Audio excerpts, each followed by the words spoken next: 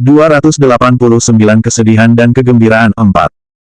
Gadis ini mengangkat kepalanya. Wajahnya memerah dan mata besarnya yang jernih penuh dengan kepanikan, seperti seekor rusa yang diburu di hutan. Leng Xicheng rasanya masih mengingat wajah ini. Bukannya ini Gu Qingqing yang mengambil ciuman pertamaku. Kamu. Leng Xicheng terkejut, begitu pula dengan Gu Qingqing yang tak kalah terkejut. Keduanya tidak pernah bertemu lagi setelah insiden ciuman itu, mungkin karena mereka merasa canggung. Tetapi, Gu Qingqing tahu bahwa Leng Xicheng direkomendasikan ke Universitas N. Gu Qingqing bekerja keras untuk diterima di universitas ini untuk menjadi lebih dekat dengan Leng Xicheng. Tetapi, ia tidak menyangka bahwa ternyata ia pertama kali bertemu lagi dengan Leng Xicheng karena terpergok melewati jalan kecil. Mereka berdua masih berpelukan, namun, Gu Qingqing segera menjauh dan wajahnya langsung memerah. Begitu aroma tubuhnya yang lembut menghilang, Leng Xicheng mulai sedikit merindukan gadis ini dalam pelukannya. Keduanya berdiri dengan canggung. Gu Qingqing menunduk dan merapikan rambutnya. Leng Xicheng juga mengangkat matanya untuk melirik Gu Qingqing dan bertanya, "Kamu juga mahasiswa Universitas N?" Gu Qingqing menundukkan kepala dan mengangguk. Matanya terus memandang ujung jari kakinya sendiri. Leng Xicheng melihat nomor punggung yang menempel di tubuh Gu Qingqing, kemudian bertanya lagi, "Kamu ikut lomba lari?" Gu Qingqing mengangguk dan menjadi lebih canggung lagi. Terakhir kali mereka bertemu, Leng Xicheng salah paham dan mengira bahwa dirinya adalah seorang model amatir yang mesum. Sekarang, Gu Qingqing tertangkap karena melewati jalan kecil. Sudah seberapa hancur citra Gu Qingqing di dalam hati Leng Xicheng. Leng Xicheng terbatuk dan juga merasa malu. Ia baru saja hendak membiarkan Gu Qingqing pergi, tetapi seorang guru kebetulan melihat mereka dan langsung menghentikan mereka. "Xicheng, apakah ini siswa yang kamu tangkap melewati jalan kecil? Sekarang harus bagaimana?" Gu Qingqing tidak akan bisa mendapat nilai dan masih akan dimarahi oleh guru. Tanpa disangka, banyak kemalangan yang terjadi secara bersamaan dan menimpa Gu Qingqing. Setelah Gu Qingqing dimarahi dan dididik, ia menundukkan kepala dengan wajah memerah. Saat ia hendak berjalan kembali, ada banyak batu di dalam semak-semak dan ia tanpa sengaja tersandung. Kaki Gu Qingqing terkilir dan membuatnya menjadi sangat kesakitan. Leng Xicheng segera berkata, "Aku akan mengantarmu ke rumah sakit kampus." Tidak perlu. Masih ada sesuatu yang harus kamu lakukan." Gu Qingqing dengan cepat menolaknya. Leng Xicheng sedikit mengernyit dan berkata dengan suara yang juga dingin, "Jika kamu tidak membiarkanku mengantarmu, aku akan menggendongmu pergi." Gu Qingqing jelas terkejut. Jika ia tidak melihat wajah Leng Xicheng yang datar tanpa ekspresi, takutnya ia akan merasa terlalu bahagia hingga pingsan. Mereka berdua menjadi sangat dekat. Gu Qingqing bahkan dapat mencium aroma tubuh Leng Xicheng. Tidak ada bau keringat seperti laki-laki biasa pada umumnya. Aroma Leng Xicheng tercium samar dan bercampur dengan aroma matahari. Gu Qingqing ingin memulai pembicaraan, tetapi ia juga tidak tahu bagaimana ia harus berbicara. Ia merasa gugup dan bersemangat sekaligus. Detak jantungnya pun menjadi semakin cepat. Leng Xicheng merasakan hal sama. Jelas ada hal penting yang harus ia lakukan nanti. Tetapi, ia malah merasa hatinya sangat tidak nyaman saat melihat Gu Qingqing sedikit mengerutkan kening. Ia merasa seolah-olah tidak bisa melihat Gu Qingqing yang kesal karena kesakitan. Jarak dari Danau Yu ke rumah sakit kampus tidak jauh. Karena saat ini musim gugur, warna daun maple telah berubah menjadi merah. Saat keduanya berjalan melewati hutan maple, angin sepoi-sepoi berembus dan meniup daun maple hingga berterbangan. Suara langkah kaki yang menginjak daun-daun terdengar seperti nada piano yang rendah. Keduanya hanya diam sepanjang jalan. Begitu mereka tiba di rumah sakit kampus, Gu Qingqing menerima panggilan telepon dari Ni Zining. "Qingqing, kamu di mana?" "Aku di rumah sakit kampus. Aku tidak apa-apa, hanya kaki terkilir." Sedang bertemu dokter," jawab. Saat Gu Qingqing mengangkat kepalanya, ia melihat Leng Xicheng juga sedang menelepon. Tampaknya orang di seberang telepon sedang mendesaknya.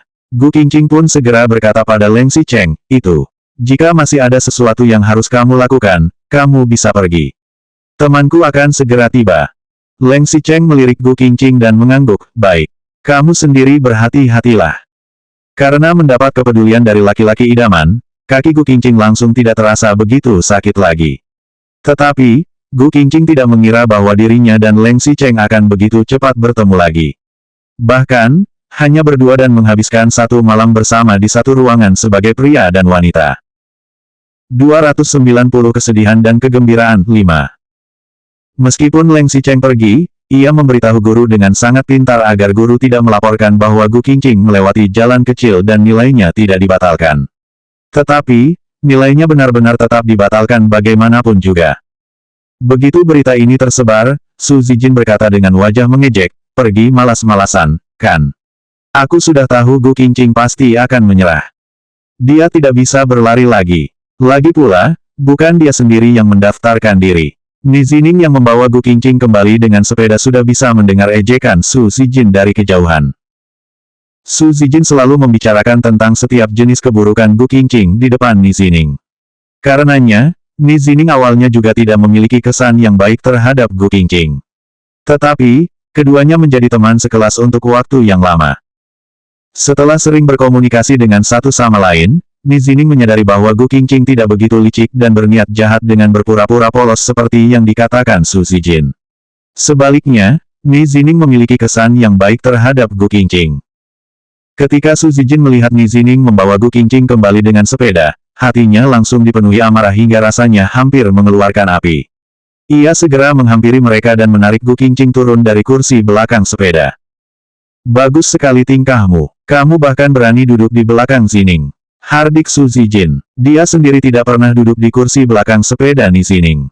"Kamu tidak lihat, kakinya terluka," tegur Ni Zining.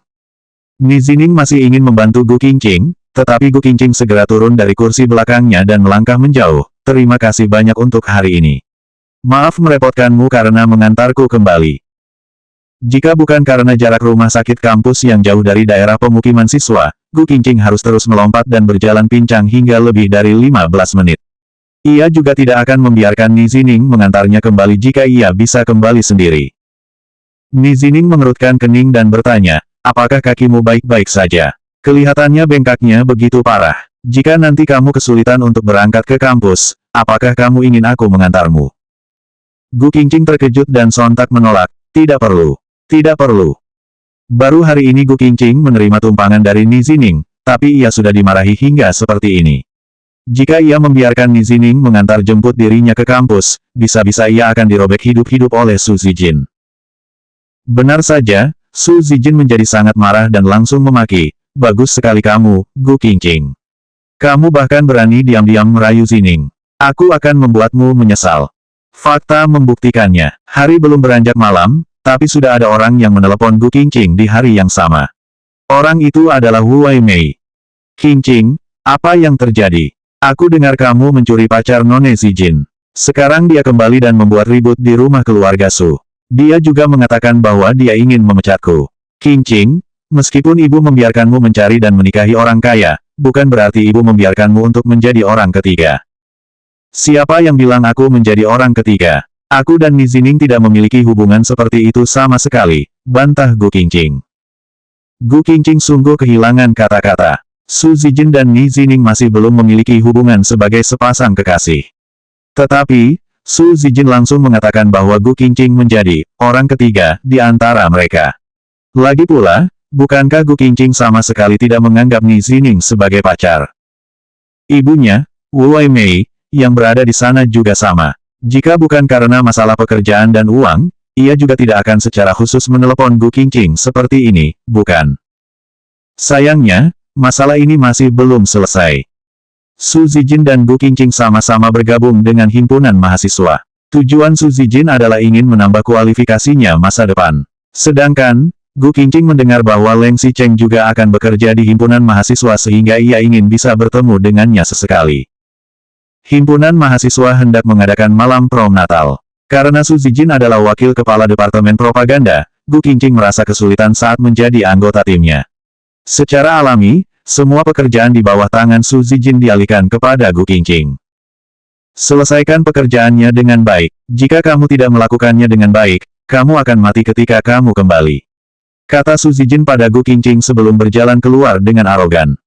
Gu Qingqing hanya bisa bekerja keras sendirian. Saat ia sedang bekerja, ia selalu mendengar orang membahas, apakah iblis besar akan kembali hari ini. Siapa yang tahu, iblis besar sangat sibuk. Tetapi dia tinggi, tampan, dan juga kaya. Dia juga memulai bisnisnya sendiri. Siapapun yang bisa menjadi pacarnya akan beruntung. Gu Qingqing sedikit mengernyit, siapa iblis besar itu? Selanjutnya bab 291 komunikasi antara seorang pria dan wanita, 1.